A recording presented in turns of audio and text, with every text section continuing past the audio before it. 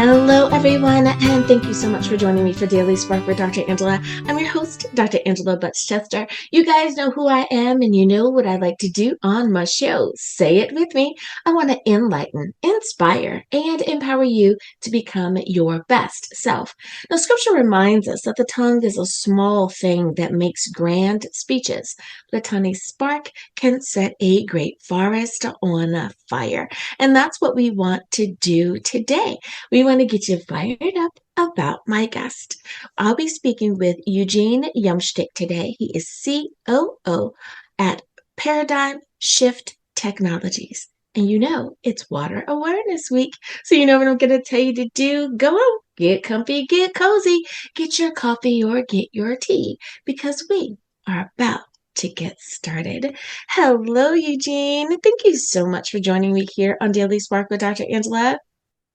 Hi, Dr. Angela. Thank you for having me.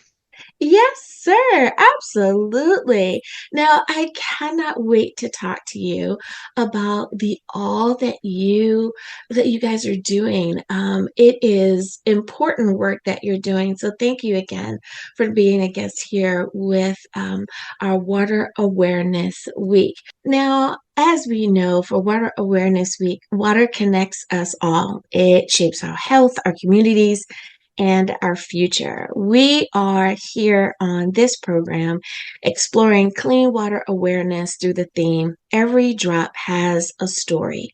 In each conversation, we are highlighting the people, the projects, the communities that are working to protect, restore, and provide access to one of our most essential resources, water.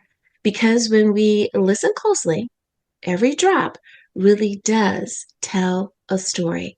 And we welcome Paradigm Shift Technologies and Eugene to our program today. Now, before we get started, I realize that I may be introducing you to some folks that are unfamiliar with you and what your brand does. Now, I know you can't get into the all of what you do, but can you give us just a brief little intro? What makes you you? Yes, absolutely. So I'm Eugene Yumshtyk. I'm the Chief Operating Officer of Paradigm Shift Technologies. And what Paradigm Shift Technologies does is we've set up a foundation of innovation and revolutionary technologies that are helping eliminate toxic processes that have been in use and are still in use for many, many years. And we are revolutionizing many industries, including defense, oil and gas, and petrochemical, by introducing them to a new invention, a new technology that we've developed that helps reduce air pollution and improve water quality. Love it. I love it. Now, Eugene, let me ask you this. Many people believed that the story that highlighted Erin Brockovich was resolved decades ago. I have to raise my hand and say I watched the movie. I loved the movie. I think across the world, we were all shocked and surprised. So when it came to um, our awareness, boy, did we think that she did a great thing. It's done, solved, turn the page. But when you realize that, unfortunately, it is still a present day threat to our water, how do you help people understand how, though it may have happened many years ago, it's happening now and what they can do to be a part of the solution? Great question. And you're absolutely correct. Though Erin Brockovich, the famous Hollywood film, was aired many years ago, and there was a successful lawsuit that this was all based on in the town of Hinckley. The reality is that the process that they're talking about and discussing in this film, which is hexavalent chrome plating, otherwise known as chrome plating, is still in use today by many industries and within many applications. And many of them could be in your neighborhood right now and you don't even know it. That's the scary thing. Mhm, mhm. Agreed. I think that so many times it's not that people don't care or are unassuming, they think that, oh, well, they've been taken to court, it's solved, and just don't kind of do the follow up or realize that there's still other steps that need to be done. And awareness is still important. So, wow, I had no idea. Now, you described that your work is preventing another Erin Brockovich situation, if you will. We don't want that moment to come back.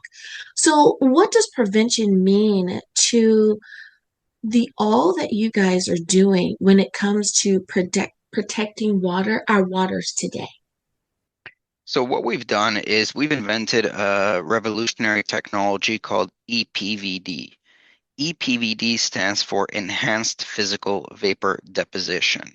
Mhm. So because hexavalent chrome still contaminates groundwater via industrial runoff from the plating facilities, which are applying coatings to gun barrels, automotive parts, aircraft parts, and more, despite the regulations, what we've done is we've invented EPVD to eliminate it at the source.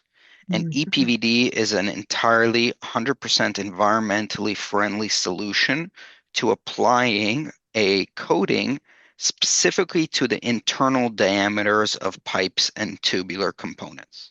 Got it. Mhm. Mhm. Oh, I love that. Now, not to um, make what you guys are doing any less important, but to make sure that the average person understands. Should we understand it that it's kind of like a coating that we understand as having Teflon on our pots and pans to make it smoother, to make it easier to cook with? Is it that type of understanding?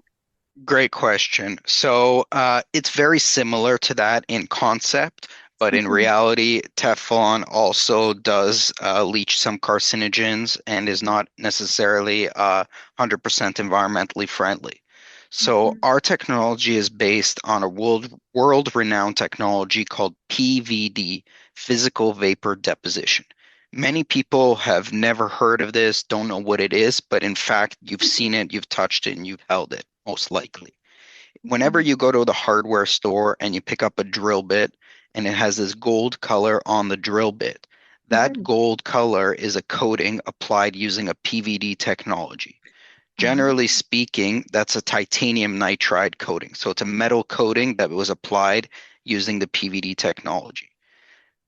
The PVD technology has been around for many years. It's being applied to cutting tools. Any machine shop, CNC shop, where they're manufacturing and using carbides, majority of the tools have a PVD coating.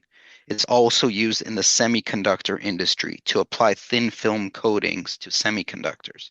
It's also used in the optics industry to apply thin film coatings to optics, scopes, binoculars, monoculars, and everything else. So it's a well established technology used worldwide. But the technology has a certain limitation which did not allow for it to be used on the inside of tubulars, and that is called line of sight. It's considered a line of sight technology, meaning that it can only be applied to the exterior of a component. It cannot go into deep holes or intricate geometries. What Mhm. we've done is we've fundamentally reinvented this technology to allow us to apply a coating on the inside diameter of a tube of any diameter and any length. And this is what sets us apart. And this is a patented technology that we invent. Wow. Oh my goodness. I could just picture everyone shaking their head when you said, the gold drill bits, and they were like, yeah, we're familiar. We're familiar with that. Wow. I just know that everyone is blown away at how we just don't know what we don't know. And you are just really opening our eyes to a new technology, and I'm so glad that it exists. Water is so very important to who we are, and we can't live without it. So anytime anyone is doing the all that they can to make sure that we can consume it safely, however we need to utilize it, then kudos to what you are doing. I love it. Well, it is time for us to take a very short break. But before we do, Eugene, can you remind everyone, please, if someone wants to reach out to you, if they want to follow you on socials, what is the best way to do that? So you can find our website, which is www.paradigmshift.com. And you can also follow me on LinkedIn. That's where I'm most active at Eugene Yumshtyk. I love it. Alrighty, everyone, you know now where you can take a visit. We'll be back right after this.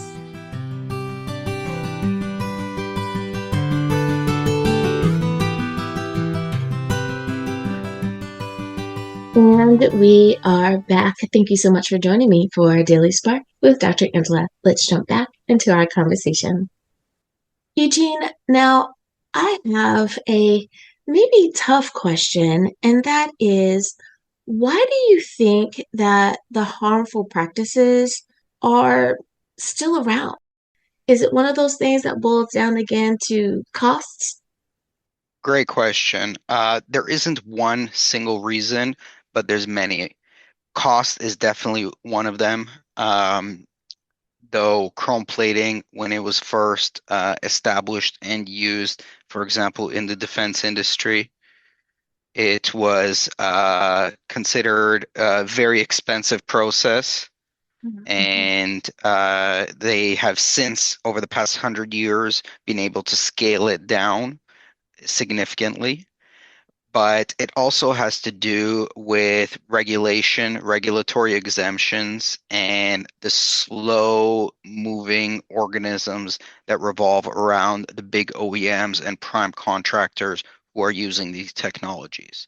The bigger the organization, the longer it takes for them to move and make changes, and the more difficult it is for them to implement changes, especially when it's a technology that they've been using and been accustomed to for 100 years. Yeah.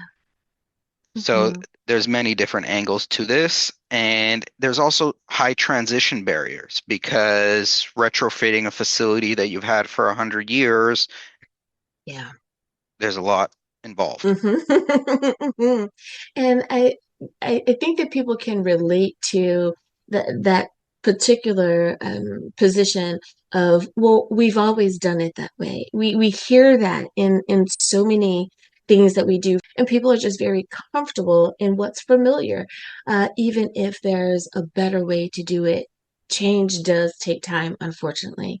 And what I like, and what we can find out on your website as well, is that you guys are really into a deeper philosophy, paradigm shift technologies.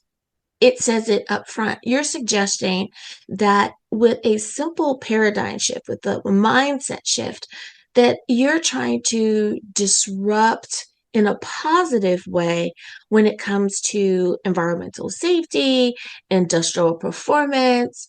But how is it when you explain that to someone? What's their initial reaction? Well, I'll start off by saying that though I am the chief operational officer of our company, I often find myself almost being like a dog trainer because I often have to teach old dogs new tricks, and that's what it comes down to. And I have to re-educate people and help them understand that the way you've been doing things for 100 years may have been good for the first 50 or 60 years, but there's advancements in technology, there's innovation that has been brought to the face of reality and what's happening right now. And there is an opportunity to not only have an environmentally friendly approach, but also to have a performance enhancing technology. And this is what we've been able to prove within our collaboration with militaries globally. Mhm, mhm. Now, unfortunately, many times when we hear about conversations when it comes to clean water, it's about conservation, it's about cleanup, it's about remediation. But I like that you guys are kind of some steps ahead, and you're talking about stopping contamination before it even reaches the water systems to begin with. That is a very critical step. Expand a little bit more on that. Why should we also focus on stopping the contamination? Great point. So the contamination comes from the facilities that are actually applying the chrome. So when chrome is applied, it's a very toxic process. It's more than 20 steps, different chemical baths and water baths, and a lot of this pollution gets into the air and into the water streams that are in and around these facilities. So there are regulations in place where they need to constantly be measuring their pollutions and pollutants and be taking special measures in order to keep those limits to the bare minimum that the EPA or whichever European Chemical Agency has enforced on them. But the fundamental shift here, coming back to the paradigm shift, is there is another way where you don't need to have any other chemicals involved, where you don't need to produce and worry about the contaminants and being in line with regulations. There is an opportunity to advance and innovate. Mhm. Now, as you were talking, it made me think of how far medicine has come from the Victorian era. The fact that certain pharmaceuticals were used in certain ways that, by today's standards, we no longer do those things because we found that they're harmful. So you are so right. Just allowing yourself to realize that growth comes as we learn, as we mature, as technologies grow. So of course, one way doesn't have to be the forever way that we do anything. Now, I'm finding that toxic chemicals enter groundwater in so many communities. And you've mentioned something that people might not necessarily think about, and that is also the air contamination in communities. The damage is many times invisible. People don't realize what's going on until we hear about the children are getting sick, or the community seems to have some type of skin rash or something, until it's really escalated.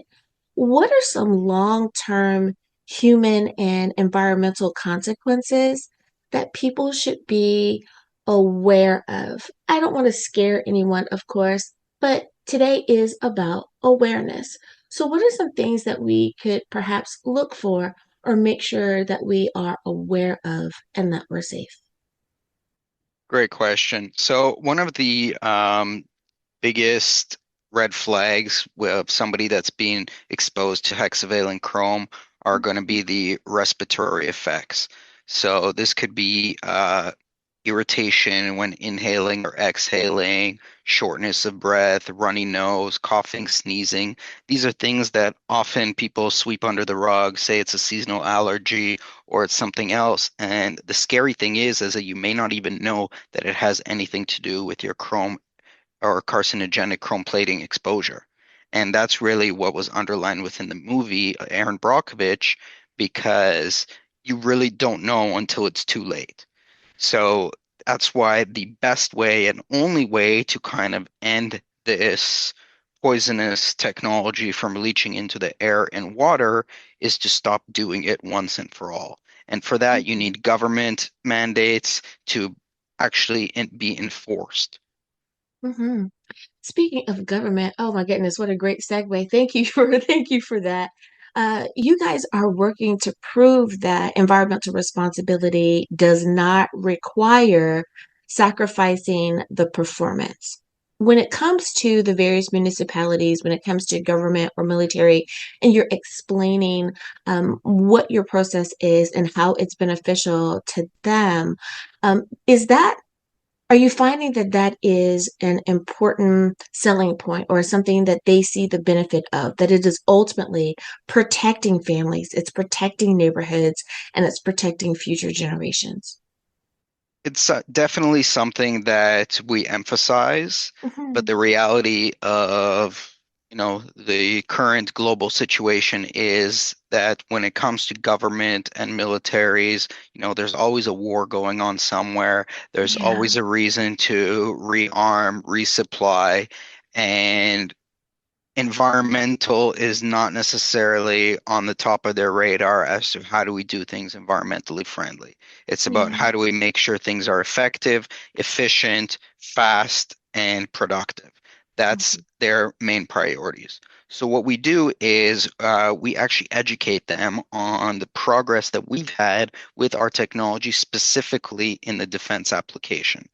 So Mhm. what we've done is we've been able to prove that our technology applied to gun barrels is able to actually improve the performance of the weapon system exponentially.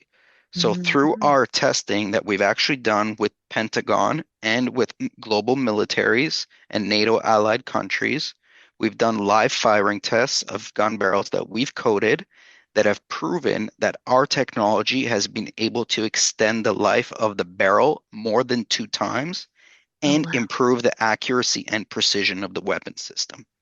Mhm. Now, there's also another environmental impact to this as well. When you're improving the accuracy and precision of your weapon system, and we're talking from about all weapons, from small caliber assault rifles to 155 millimeter artillery Mhm. and everything in between. When the weapon is more accurate, you need to shoot less rounds to be on target. When you're Mhm. shooting less rounds to be on target, that means that the rounds that otherwise would be missing the target are causing collateral damage and are also a lot of those that ammunition is Mhm. toxic and not good for the environment. So there's Mhm. another aspect and angle to how we're helping save the environment and reduce collateral damage when you have a more precise and accurate weapon. Mhm. Mhm.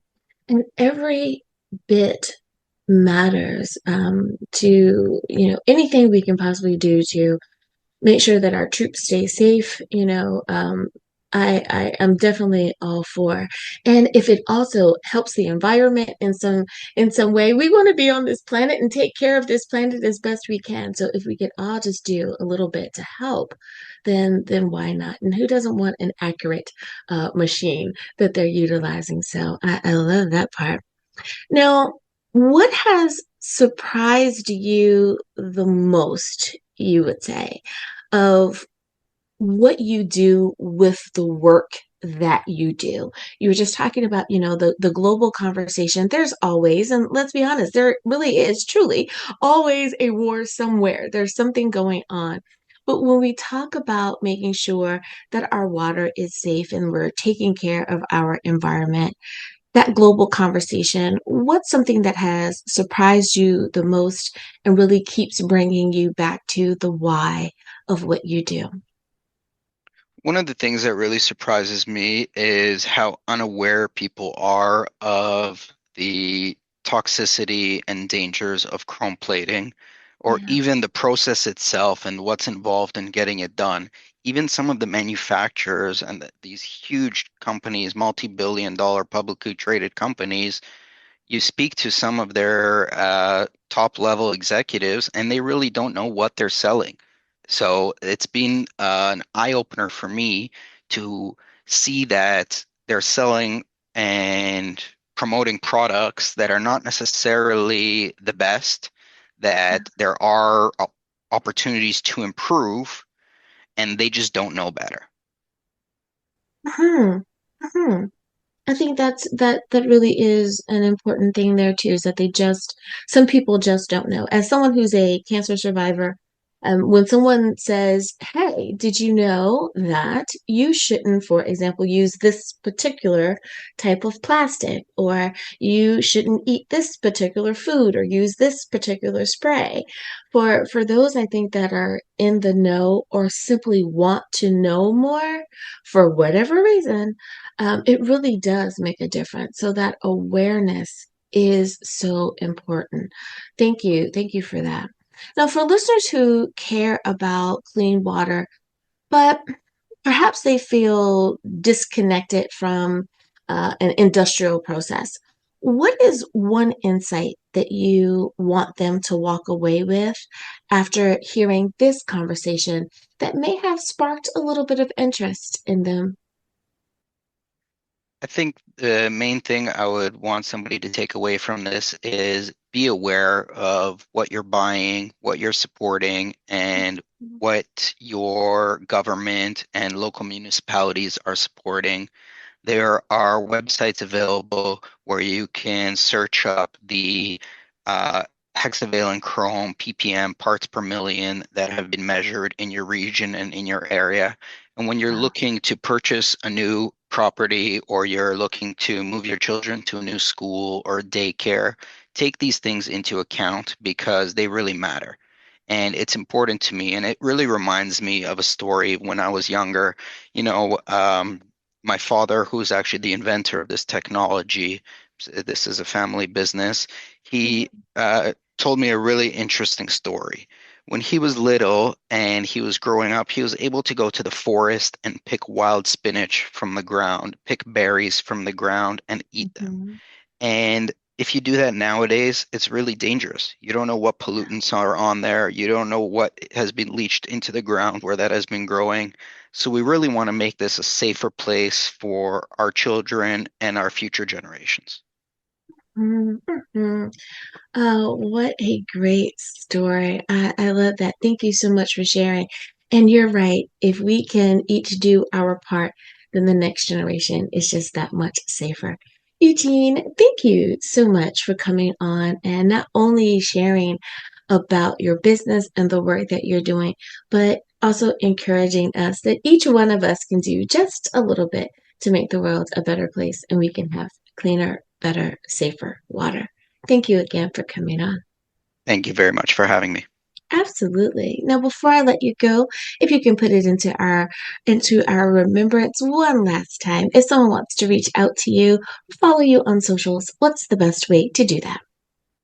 So our website is paradigmshift.com. That's paradigmshift.com.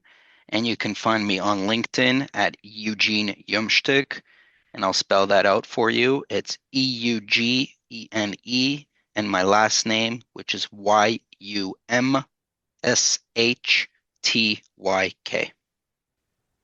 Thank you again, Eugene, for being a guest on Daily Spark with Dr. Angela. Thank you very much.